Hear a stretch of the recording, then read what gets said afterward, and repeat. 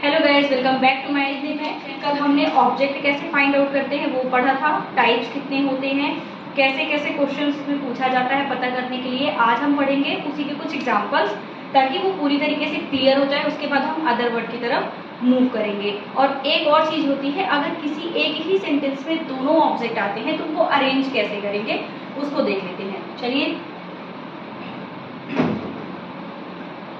Topic था हमारा object. Object में ही थे डायरेक्ट और इनडायरेक्ट।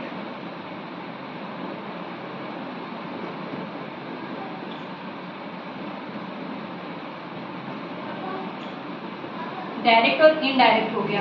एग्जाम्पल एक आध और ले लेते हैं ताकि हम लोग को बिल्कुल भी ये क्लियर हो जाए, एक भी इल्यूजन ना रह जाए माइंड में कि ये कैसे ऑब्जेक्ट निकलता है।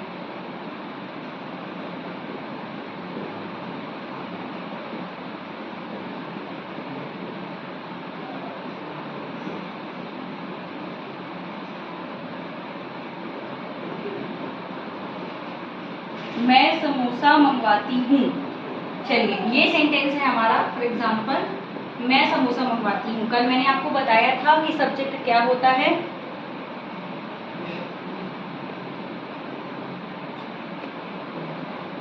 कल मैंने आप लोगों को बताया था कि कोई भी कार्य, कोई भी एक्टिविटी जो कि किसी भी व्यक्ति के द्वारा की जाती है या उसके द्वारा परफॉर्म किया जाता है, कोई भी एक्शन, तो वो हमारा सब्जेक्ट होता है। तो ये मंगवाने का काम कर कौन रहा है? समोसा मंगवाने का काम किसने किया? मैंने किया। तो जाहिर सी बात है कि मैं हमारा हो जाएगा क्या? सब्जेक्ट हो जाएगा। आप इस चीज को नोट करते जाइएगा। जो भी मेन बॉक्स में वीडियो बनाते समय बताऊंगी यहाँ पे एग्जाम्पल्स के थ्रू, तो आप उसको नोट करिएगा। मंगवाने को बोलते हैं send for. Send for, send for का मीन्स होता है मंगवाना या बुलवाना, दोनों होते हैं इसके सेंस। मंगवाना और इसी को बोलते हैं बुलवाना। ठीक है, दोनों एक ही है। आस्क फॉर कहीं पे आप नोट कर लीजिए। आस्क फॉर का मीन्स होता है मांगना। जैसे कि मैंने 100 रुपए मांगे, सो आई आस्क्ड फॉर 100 रुपीज। मांगना, मांगना और मंगवाने में डिफरेंस है। ये भी वर्ब है प्लस ये भी वर्ब है, दोनों अलग अलग वर्ब हैं। देखिए, सब्जेक्ट हो गया मैं। अब यहाँ पे ये ध्यान देना है, मैंने ऑलरेडी लिखा दिया कि सेंड फॉर हो जाता है, जिसको मीन्स हम बोलते हैं हिंदी में मंगवाना। ये मेन वर्ब हो गया। मेन वर्ब को वर्ब भी कुछ लोग बोलते हैं, कुछ लोग मेन वर्ब बोल देते हैं। इन हिंदी बात की जाए तो इसको मुख्य क्रिया या क्रिया बोलते हैं। जिसको भी प्रॉब्लम है वो लोग कॉमेंट करें। मुख्य क्रिया या क्रिया बोलते हैं, ठीक है ना। चलिए, ये हो गया। अब हमारे पास दो चीजें मिलनी चाहिए ऑब्जेक्ट पता करने के लिए। अगर कुछ और बचता है except subject and main verb, तो मेरे को यहाँ पे दिख रहा है कि सब्जेक्ट और मेन वर्ब के अलावा ये समोसा दिख रहा है। तो क्वेश्चन पूछ लेते हैं। चलिए, यहाँ पे लिख लीजिए आप सब्जेक्ट, और यहाँ पे ऑलरेडी लिखा हुआ है मेन वर्ब। तो सबसे पहले हम डायरेक्ट ऑब्जेक्ट पता करने के लिए क्वेश्चन पूछेंगे। क्या आप सब्जेक्ट उठा लो, मेन वर्ब से क्वेश्चन पूछो, प्रश्न करिए आप, मैं क्या मंगवाती हूँ? समोसा। तो देखिए, समोसा क्या का आंसर है, इसलिए ये होगा डायरेक्ट ऑब्जेक्ट। कौन सा ऑब्जेक्ट होगा ये? Direct object. अब आगे हमें बढ़ने की जरूरत ही नहीं है, क्योंकि हमें क्या का आंसर ऑलरेडी मिल रहा है। तो फिर अब नेक्स्ट की तरफ मूव नहीं करेंगे। मतलब इनडायरेक्ट ऑब्जेक्ट हमको नहीं पता करना, क्योंकि इसमें मात्र डायरेक्ट ऑब्जेक्ट है। ठीक है, एक एग्जाम्पल और देख लीजिए डायरेक्ट ऑब्जेक्ट का।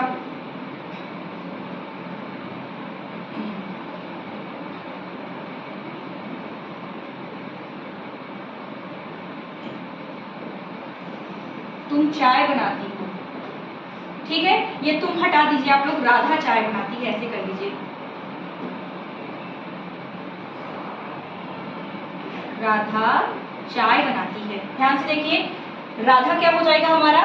सब्जेक्ट, क्योंकि चाय बनाने का काम कर कौन रहा है? राधा कर रही है। तो यहाँ पे राधा हमारा हो जाएगा क्या? सब्जेक्ट। सब्जेक्ट जानने में अगर कोई भी प्रॉब्लम जा रही है तो प्लीज आप लोग क्वेश्चन पूछिएगा। मैं आपको एक दिन अलग से वीडियो बना के एक्सप्लेन कर दूंगी। बनाना क्या हो जाएगा यहाँ पे? मेन वर्ब, क्योंकि ये एक्शन है जो कि परफॉर्म कर रही है राधा। अब देखो, दो चीजें होना जरूरी है हमारे पास, एक सब्जेक्ट और एक मेन वर्ब। क्या पता करने के लिए?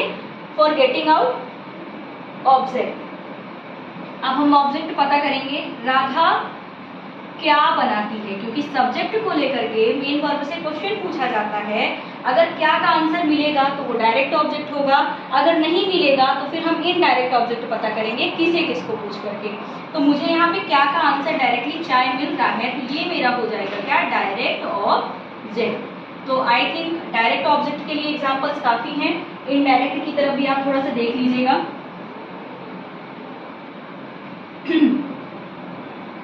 वह उसे समझाती है, वह उसे समझाती है। देखिए समझाने का काम किसने करा है, उसने किया, वह उसे समझाती है, मतलब वह क्या हो जाएगा, ये सब्जेक्ट, क्योंकि समझाने का काम इस लड़की ने किया है। ठीक है, ये हमारा हो गया सब्जेक्ट। यहाँ पे समझाना होता है मेन वर्ब। अब देखिए कुछ लोग कंफ्यूज होंगे थोड़ा सा कि समझना और समझाना एक ही चीज है।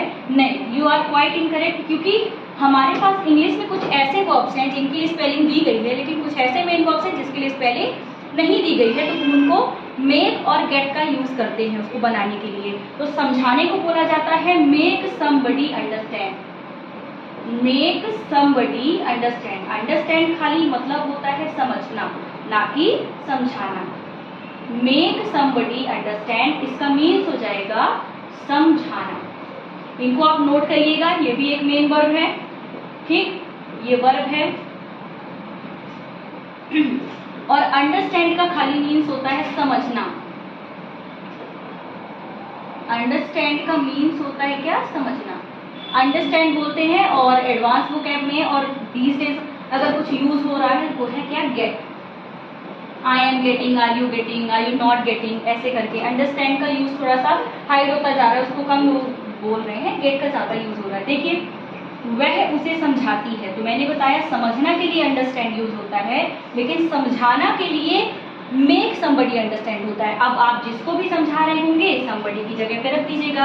अगर आप राधा को समझा रहे हैं तो समबडी की जगह पे राधा, अगर मुझे समझा रहे हैं तो समबडी की जगह पर मी कर दीजिएगा।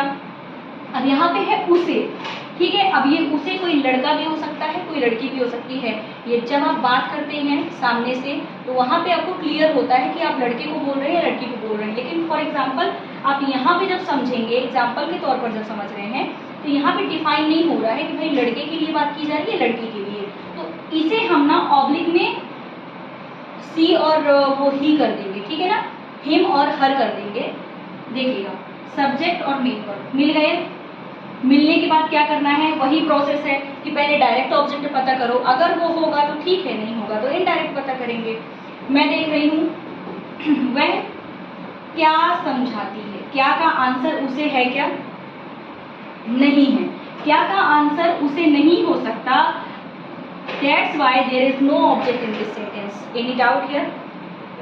यहाँ पे क्या का आंसर उसे नहीं हो रहा है, वह क्या समझाती है, कोई आंसर नहीं मिल रहा। करेंगे वही सब्जेक्ट उठा लीजिए, मेन वर्ब से पूछिए वह किसे समझाती है या किसको समझाती है। वो एक ही चीज है, चाहे मैं किसे बोल दूं या तो किसको बोलूं, ठीक है।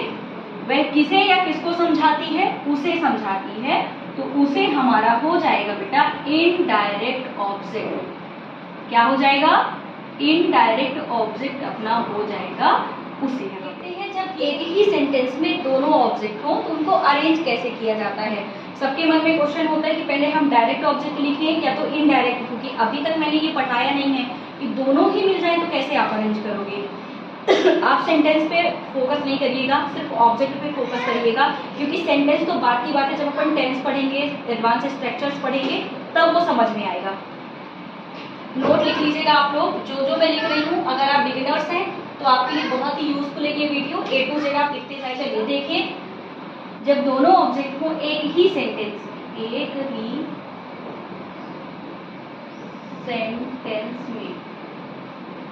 ठीक है, जब दोनों ऑब्जेक्ट एक ही सेंटेंस में हो तो कैसे उनको अरेंज करेंगे। देखिए एग्जाम्पल, ये नोट जरूर डाल लीजिएगा। दिया सेंटेंस में फोकस नहीं करिए, प्रेजेंट है, पास्ट है, फ्यूचर है, आपको सिर्फ ध्यान देना है जो ऑब्जेक्ट कैसे पता करेंगे।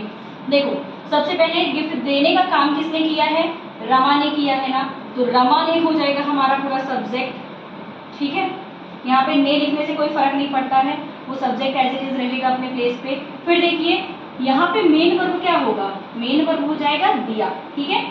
अब बात आती है ऑब्जेक्ट फाइंड आउट करने की। तो चलिए सबसे पहले हम क्या करके पूछ लेते हैं कि डायरेक्ट है या नहीं है। रमा ने क्या दिया, रमा ने क्या दिया, एक उपहार दिया या एक गिफ्ट दिया, ये आपका डायरेक्ट ऑब्जेक्ट आया, ठीक है। डायरेक्ट ऑब्जेक्ट के बाद हमारे पास देखो फिर भी एक चीज बच रही है। पहली तो दो चीजें अगर हैं तो ऑब्जेक्ट पता करने की जरूरत नहीं है। क्या क्या होने पे ऑब्जेक्ट पता नहीं करते, सब्जेक्ट और मेन वर्ब। अगर इन दोनों के अलावा कोई तीसरी चीज मिल रही है सेंटेंस में जो कि बच रहा है, उसको ऑब्जेक्ट पता करेंगे। तो अगर हमने क्या से क्वेश्चन किया है, आंसर मिल गया तो डायरेक्ट, नहीं मिल रहा तो किसी किसको से पूछने पर मिलेगा तो इनडायरेक्ट। अब मुझे क्या का आंसर मिल गया लेकिन फिर भी ये बच रहा है उसे, चलो तो यहाँ पे तो डायरेक्ट ऑब्जेक्ट मिला, अब इसको पता करो। फिर से क्वेश्चन करते हैं, रमा ने क्या दिया, एक उपहार दिया, लेकिन क्या का आंसर उसे नहीं हो सकता, ये क्या का आंसर उसे नहीं होगा। तो हम क्वेश्चन करेंगे किसे एंड किसको, किसे या किसको। रमा ने किसे गिफ्ट दिया, रमा ने किसे गिफ्ट दिया, उसे दिया। अब ये प्रॉब्लम क्रिएट होती है कि दोनों ही ऑब्जेक्ट हमें एक ही सेंटेंस में मिल गए हैं। अब इनको कैसे अरेंज करेंगे, एक छोटा सा रूल है जिसके थ्रू आप लोग इसको समझ जाओगे। देखिए रूल क्या है, ये नोट लिखने के बाद आप रूल लिख लीजिएगा। अगर हमें डायरेक्ट ऑब्जेक्ट पहले लिखना है, आप इसको लिख लीजिए, डायरेक्ट ऑब्जेक्ट, उसके बाद टू लगाया जाता है और फिर आप लिख सकते हैं क्या, इनडायरेक्ट ऑब्जेक्ट। ध्यान से देखिए मैंने क्या बताया, फर्स्ट रूल है कि अगर आपको डायरेक्ट ऑब्जेक्ट पहले लिखना है, मतलब एक उपहार को आगे लिखना है, तो आपको उपहार के बाद लगाना क्या पड़ेगा, टू लगाना पड़ेगा। ये मस्ट है, क्योंकि विदाउट टू आप इनडायरेक्ट ऑब्जेक्ट को नहीं लिख सकते हैं।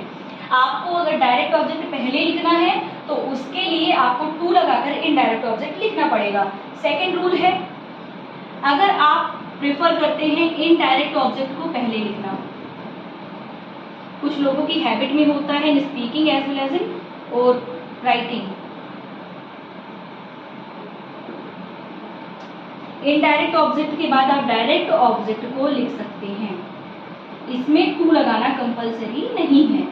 लेकिन हाँ, अगर आप डायरेक्ट ऑब्जेक्ट पहले लिखोगे तो आपको इनडायरेक्ट ऑब्जेक्ट लिखने के पहले, या डायरेक्ट ऑब्जेक्ट ही बोला जाए, बाद में तुरंत टू लगाना पड़ेगा। अब कैसे, एग्जांपल से समझिएगा, तो यहाँ पे स्पेस ही नहीं है। देखिए फिर से मैं वही चीजें लिख रही हूँ ताकि आप लोग को आसानी से समझ आए हम इसको कैसे कन्वर्ट करेंगे, कैसे लिखेंगे, ऑब्जेक्ट को कैसे अरेंज करेंगे।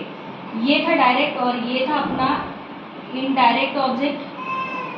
प्लेस कम है जिसकी वजह से मैं ऐसे लिख रही हूँ, ठीक है। अब देख लेते हैं कैसे अरेंज करेंगे। ये इनडायरेक्ट ऑब्जेक्ट है और ये डायरेक्ट ऑब्जेक्ट है, इन दोनों को ही कैसे लिखे हम। सबसे पहला रूल ये है कि डायरेक्ट ऑब्जेक्ट अगर आपको लिखना है तो सब निकाल के लाइए। एक उपहार मीन्स क्या, अ गिफ्ट, उसके बाद क्या लगाना पड़ेगा, आपको टू लगाना पड़ेगा, अ गिफ्ट टू, और किसे दिया, उसे दिया। अब यहाँ पे वो लड़की भी हो सकती है और लड़का भी हो सकता है। तो देखिए, for male we use him and for female we use her. A gift to him और हर। अब आप यहाँ पे प्लस करके देख सकते हैं कि मैंने A to Z वही चीजें लिखी हैं जैसे कि रूल में है। मैं अगर डायरेक्ट ऑब्जेक्ट को पहले लिखूंगी तो वैलिड तभी होगा ये जब ऐसा लिखेंगे सेंटेंस, जब आप गिफ्ट के बाद, मतलब डायरेक्ट ऑब्जेक्ट के बाद टू लगाओगे, तभी एक तरीके से आप परमिशन ले रहे हो डायरेक्ट ऑब्जेक्ट लिखने के बाद टू लिखने से कि हम इनडायरेक्ट ऑब्जेक्ट को अब नीचे लिख सकते हैं, उतार सकते हैं उसको। फिर अगर आप इनडायरेक्ट ऑब्जेक्ट को पहले लिखना चाहते हो, ये स्टूडेंट के ऊपर डिपेंड करता है कि वो कैसे बोलना चाहते हैं, कैसे लिखना चाहते हैं। अगर हम इनडायरेक्ट ऑब्जेक्ट पहले लिखेंगे तो आप कर दीजिए ना,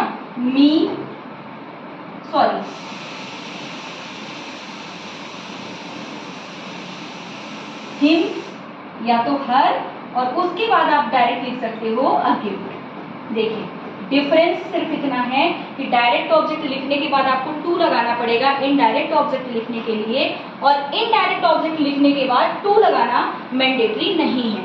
ये आपके ऊपर डिपेंड करता है कि आप या तो ये वाला तरीका अपनाएं या तो ये वाला तरीका अपनाएं, बोथ आर राइट अकॉर्डिंग। अब ये दोनों में से कोई आपको एक सेलेक्ट करना है for speaking as well as for writing. आप जो सही समझे वही है। वैसे रूल आप दोनों लिखिए क्योंकि दोनों ही काम करते हैं एट द टाइम। अगर आपको कोई पूछ रहा है कैसे अरेंज करेंगे, ये वाला आता है तो ठीक है, नहीं तो आप इस पे फोकस करिएगा।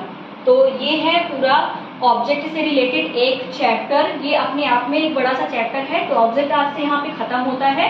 कल से हम लोग पढ़ेंगे, नेक्स्ट वीडियो में हम लोग पढ़ेंगे प्रेपोजिशन, जिसका बहुत ही ज़्यादा यूज़ होता है। आप लोग ये जानते होंगे मंडे से और जनवरी से ये सारी चीज़ें प्रीपोजिशन में आएंगी। मैं आपको पढ़ाऊंगी जल्दी। Thank you so much for watching my video. और ऐसे ही और इम्प्रेसिव वीडियो देखने के लिए, लुक्रेटिव वीडियो देखने के लिए please do like my channel, subscribe my channel and comment below.